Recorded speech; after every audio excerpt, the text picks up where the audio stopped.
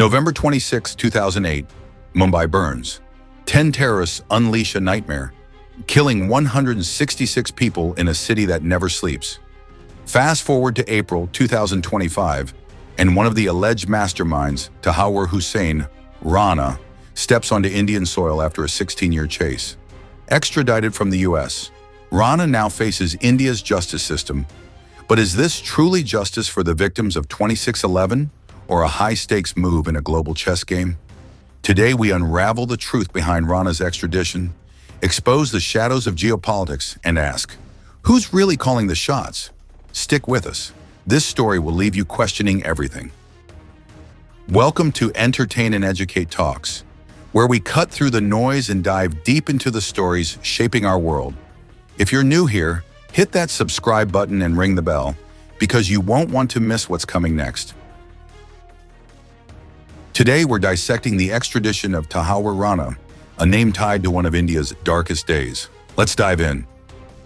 On April 10, 2025, a Gulfstream G550 landed in Delhi, carrying a man India's been hunting for over a decade, Tahawwur Rana, a Pakistani-born Canadian, ex-Pakistan Army doctor, and Chicago businessman. Rana's no ordinary fugitive. He's accused of being a key conspirator in the 2008 Mumbai terror attacks, a 60-hour rampage by Lashkar-e-Taiba that left 166 dead, including 6 Americans, and scarred a nation. Now he's in NIA custody for 18 days, facing charges of conspiracy, murder, and terrorism. But how did we get here, and what does it mean? Let's rewind. In 2006, Rana set up a Mumbai branch for his immigration firm, giving his childhood friend, David Coleman Headley, the perfect cover. Headley, a Lashkar operative, scouted targets, hotels, a railway station, a Jewish center, laying the groundwork for the 26/11 horror. Rana, prosecutors say, provided logistics and funds, enabling the attack that shook the world.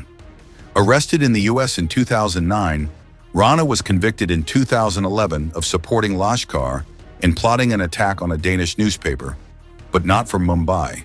He served 7 years, released in 2020 on health grounds, only for India to push harder for his extradition. He in fact facilitated the travels of David Coleman Headley when he came to the targets for the 2008 attack. He arranged his travel plans, visas, everything.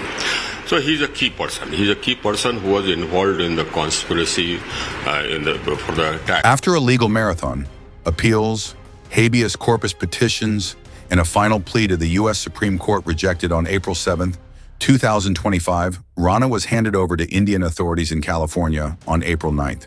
Shackled and flanked by U.S. Marshals, he boarded a special flight, landing in Delhi under heavy security. The NIA is now grilling him, probing his travels across India pre-26/11, his Lashkar ties, and possible links to Pakistan's ISI. They suspect Rana plotted similar attacks nationwide. A chilling thought. But here's where it gets murky, and my take comes in. Rana's extradition is a win for India, no doubt, a rare third terrorist extradited from the US, hailed by leaders like External Affairs Minister S. Jaishankar as a big step for 26/11 victims. Yet it's also a geopolitical flex. During PM Modi's US visit in February 2025, President Trump greenlit Rana's transfer, signaling tighter India-US counterterrorism ties. But why now after years of delays? Some, like former Home Secretary G.K. Pillai, argue Rana's a smaller player, and the real prize, David Headley, remains untouchable. Today I'm pleased to announce that my administration has approved the extradition of one of the plotters and one of the very evil people of the world, and having to do with the horrific 2008 Mumbai terrorist attack, to face justice in India. So he's going to be going back to India to face justice. Headley, who cut a plea deal with the US in 2010, admitted to scouting Mumbai targets but avoided extradition, serving a 35-year sentence instead. Speculation swirls. Was Headley a double agent, shielded by US interests? Indian officials have long suspected he fed intel to both Lashkar and American agencies, raising questions about what Washington knew pre-November 26th. The U.S. denies this, and no hard evidence confirms it. But Headley's deal fuels distrust. Why extradite Rana but protect Headley? Is it justice or selective geopolitics? Then there's the bigger picture. The U.S. calls Rana's extradition a critical step for justice. Yet critics like Shiv Sena's Sanjay Raut warn against politicizing it, especially with Bihar elections nearing. Across the border, Pakistan's silence speaks volumes. Rana's no citizen of theirs, they claim, washing their hands of him. Meanwhile, the NIA hopes Rana's interrogation unlocks the 2611 puzzle. Names, networks, maybe even ISI's role.